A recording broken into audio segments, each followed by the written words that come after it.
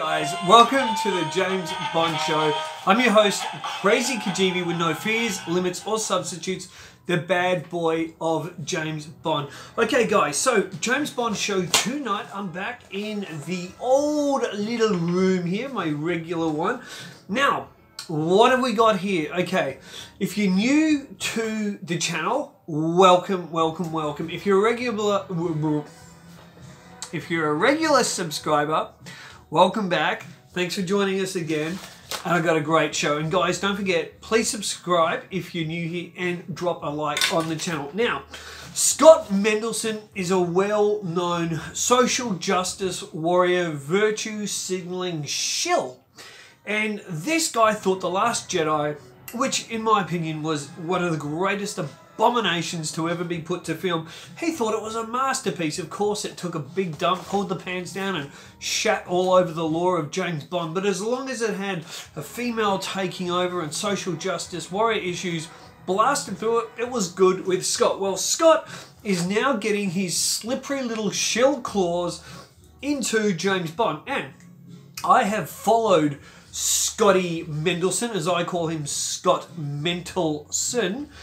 I followed him on Twitter and I'm going to send him this video. And Scotty, hello, I know you're going to watch this. I'm going to give you hell. You know why, Scott?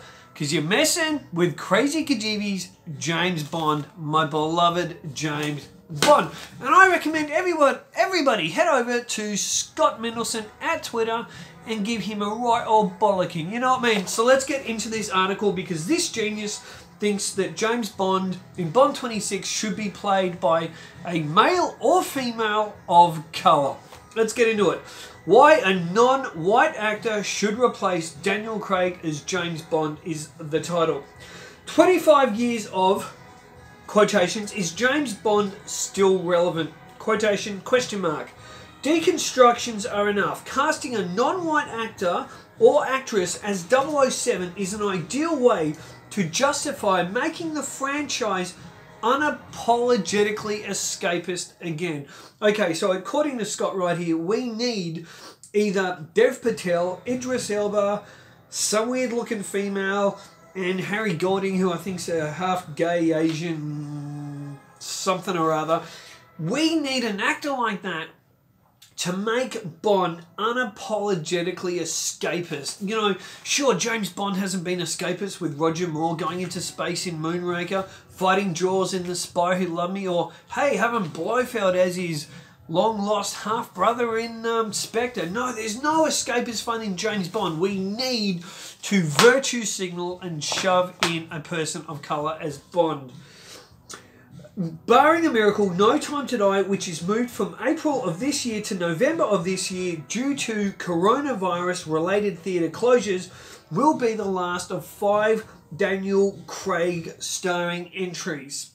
Contrary to what the UK tabloids like to report from time to time, the next 007 probably won't be Idris Elba, Tom Hardy, Henry Cavill, or anyone else excessively famous.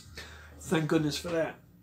Whoever takes over the role will be, brackets, partially responsible for shaping the next wave of 007 movies and affirming the franchise's cultural relevance.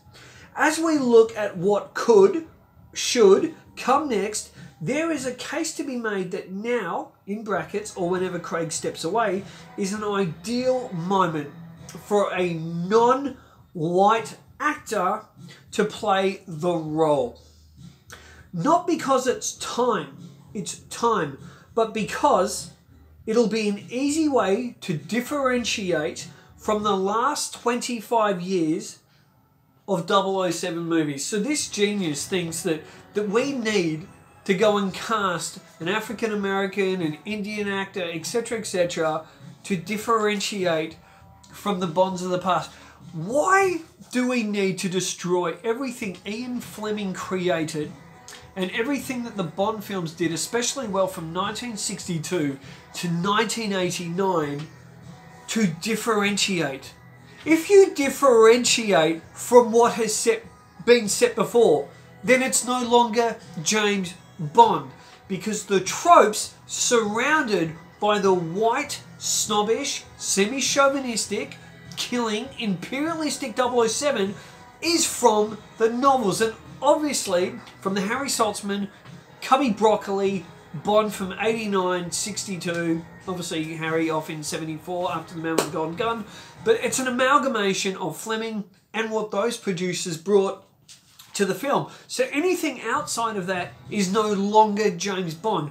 But when you try and talk sense or make sense of a social justice warrior like this, it's very hard to do because these people do not think normally.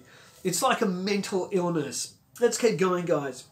Yes, there have been plenty of wise folks arguing. Now, actually, before I want to go on here, what I want to say is, remember a few episodes ago, guys, I talked about people with double-edged tongues, you know, pitchfork tongues. They say one thing here, and then they completely flip here.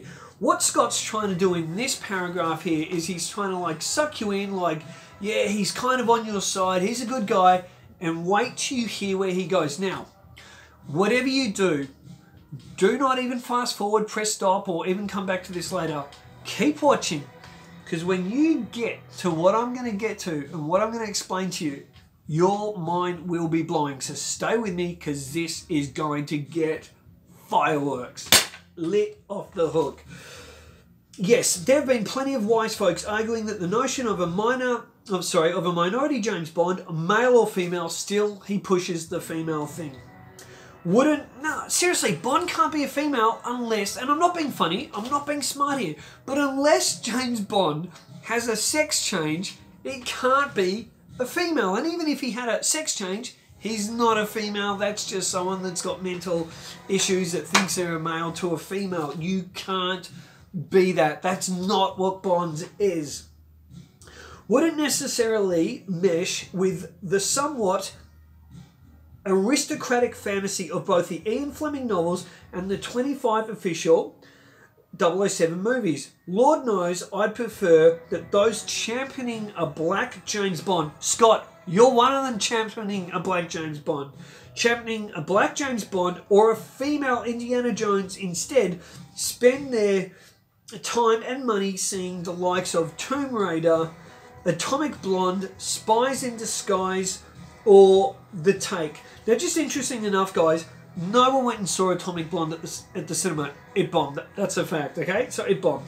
Spies in Disguise, has anyone even heard of it? So I'd say that bombed as well. And The Take, another bomb. So every example he uses right here, except for Tomb Raider, and Tomb Raider didn't light up the cinema screen either, the recent one, was considered a bit of a box office failure as well. So basically, every film there, at least 3 out of the 4, were box office turkeys, bombs. So what is this saying? No one wants a female James Bond. No one wants a black James Bond. This isn't what the fans want. And Scott here completely doesn't care about you or I, your collections, your DVDs, the history of James Bond. He doesn't care. Okay, let's keep going here. Okay. Likes the Tomb Raider, Atomic Blonde, Spies in Disguise, or The Take, so that not a white guy movie stars could nab their own franchise. Heck, the likes of Daniel Kaluuya might be better off just rebooting The Transporter, as that franchise has got 90% of the 007 tropes, but 0.07, see what he's done there, % of the cultural baggage or expectations. However, this is about what's right for the franchise, not for whoever gets the role. Okay, what is right, Scott, for the franchise is actually what you've listed here, but you've completely ignored. Now, let's have a look at what you said. You said here 90% of the tropes. So the tropes are obviously so important to Bond. But they're not. It's not even 90% important. It's about 50, okay? But then you said 0.07 of the cultural baggage or expectation. The expectation is that every time a new actor is cast for James Bond is that they are white, British, male to play a white, British, imperialistic James Bond. And you thickies can't get that through your head. And cultural baggage. Of course, he needs to be white. Today is the 3rd anniversary, so it would have been yesterday or the day before, anniversary of License to Kill, the 16th official 007 movie, and the 2nd film starring Timothy Dalton as James Bond was the first of the series, in brackets, save for arguably The Man with the Golden Gun circa 1974, to qualify as a box office disappointment. 150 million global, but 34 million domestic. Well, A View to a Kill made around, I think it was, from memory, it was 156 million. That wasn't deemed a box office failure, but Timothy Dalton's License to Kill, with a PG-13 rating going up against Honey, I Shrunk the Kids, Batman, Lethal Weapon 2, and there was another big movie as well, going up, I think it was Back to the Future 2 even, going up against these massive films. Right, actually, it might have been Back to the Future 3, but these massive films, and with terrible marketing, and it's still made on a $30 million budget. License to Kill still made 156 million globally, not to mention the DVD sales, TV rights, and all that. So it wasn't a flop, it wasn't a disappointment considering what it was up against, and the foundations it was laying for the direction Bond was going at the time. The film tried to appropriate the 1980s action movie TV show styling of Lethal Weapon and Miami Vice. I don't agree with that, but anyway. But turned off the audiences with its head of its time, grim dark tone. That is not true. The audiences loved it. I was there at age 14, 89 in the cinema, watching it, and I could not get enough of it. The franchise's first PG-13 entry, the brutally violent and unapologetically vicious thriller, ran headfirst into a new wave of the moment action blockbusters. Like Indiana Jones and The Last Crusade, Lethal Weapon 2 and Batman, there you go, went up against Indiana Jones and The Last Crusade as well.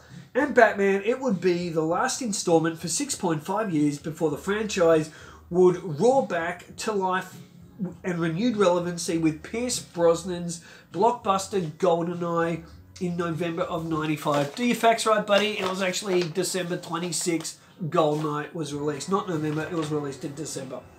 I know, because I saw it 6 times and I was at the Melbourne premiere of it. As a, what was I, about 20 years old at the time. 1995 to 2002, is James Bond still relevant after the Cold War? That's his little title there. To a certain extent, every 007 movie, from Dr. No and From Russia with Love, Hitchcock on steroids, sensibilities to Skyfall's 007, does Chris Nolan, grandeur. So they're basically saying Chris Nolan, well, Skyfall was Bond doing Christopher Nolan style film, has approximated the zeitgeist of the moment. During the 6-year sabbatical, modern American action movies like Die Hard, Lethal Weapon, and Terminator 2 Judgment Day became a dominant form of Hollywood blockbuster, while the Cold War came to a peaceful end. First of all, Scott, get your history right, mate, because Die Hard came out way before GoldenEye. Die Hard actually came out, from memory, in 1988, so it wasn't after the GoldenEye period. So again, if you're going to write such strong, contentious articles, please get your cinema history right. And Lethal Weapon came out in 87, mate. It didn't come out after GoldenEye, and even Lethal Weapon 2 was in 89. So wrong again. And Lethal Weapon came out, Lethal Weapon 3 came out in 1992. So none of those were in that Brosnan era. Okay, Terminator 2 Judgment Day, blah, blah, blah, blah, blah, came to a peaceful end. As such, it made sense for Martin Campbell's GoldenEye to update, if not the character himself, then at least the world in which he existed. It was the first of many modern action spy movies to deal with a loss of identity and purpose as a result of the Berlin Wall coming down, a theme predicted by Star Trek V, The Undiscovered Country. Thanks for that, Scott. Thanks for giving us some prophecy there, mate. You're a champion. Which opened in December of 1991, just a month after the war fell. As cult cinema cavalcade host Brandon Peters has noted, the Brosnan films were partially diluted partially defined by the idea that the tropes making up the Bond franchise, in brackets the girls, the gadgets, the booze, the ruthless violence, and borderline psychopathic devotion to Queen and country, were defense mechanisms. Brosnan's 007 was indeed a hybrid of Sean Connery's cruelty, Roger Moore's charm, and Timothy Dalton's self-torment rolled into one. Self-aware, but never winking James Bond persona. Now this guy, he's watching these Brosnan films and he thinks that Pierce Brosnan never winked at the audience. If Pierce Brosnan wasn't winking at the audience almost as much as Roger Moore, then I am Colonel Sanders and I invented KFC. Seriously, this guy is a fruitcake.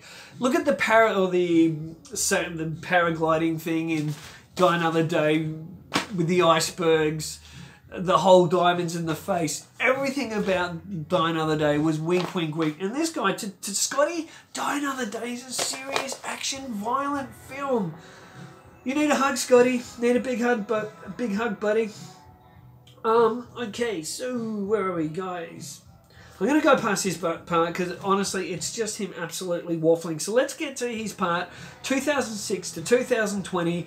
Is James Bond still relevant after the 9/11 attacks? The Brosnan films 95 to 2002 took the franchise to new commercial heights. GoldenEye was the first to top $100 million domestic and $300 million worldwide, while Die Another Day was the first to top $400 million global. If they were about asserting the franchise's relevancy after the Cold War, then the Daniel Craig era, 2006 to 2020, is about asserting the franchise's relevancy after the 9/11 terrorist attacks. Just as Chris Nolan's grounded and real-world Batman Begins made Tim Burton's ultra-violent and macabre Batman look like glorified fantasy camp, so too did Martin Campbell's comparatively grounded, grim and gritty, in brackets, but enjoyable Casino Royale make the previously self-reflected and comparatively hyper-violent GoldenEye look like a fantasy adventure. Okay, so this guy, first of all, he thought that Tim Burton's Batman was hyper-violent. Then he says, and you can't make this up, he says here, he's referring to GoldenEye, as being hyper-violent. Please, guys, in the comments section below, let me know, please. Let me know in any way possible how GoldenEye could be hyper-violent. This is what we're dealing with. The mentality of this absolute Chicken Little, the sky's falling in, social justice warrior snowflake. I bet you Scott Mendelson, that's what I'm calling him, Mendelson, still breastfeeds. Get your mama's tit out of your mouth. And I don't mean to be rude or crass. Actually, I do. Get your mum's boob out of your mouth, Scott. Put the man pants on, buddy. Take your floaties off when you walk out in the rain. You're not going to drown. Get your mask off too and all your little corona apparatus and grow some balls. Okay, the Craig era began by confronting 911 and continued to then justify itself commercially alongside both other spy franchises, the Bourne series, the Fast and Furious films. This guy thinks that Bond was up against a Fast and Furious film. The Fast and Furious films didn't become relevant again until about 2008 to 2010. So Daniel Craig was off and running. Probably not even until 2012 did they come relevant again.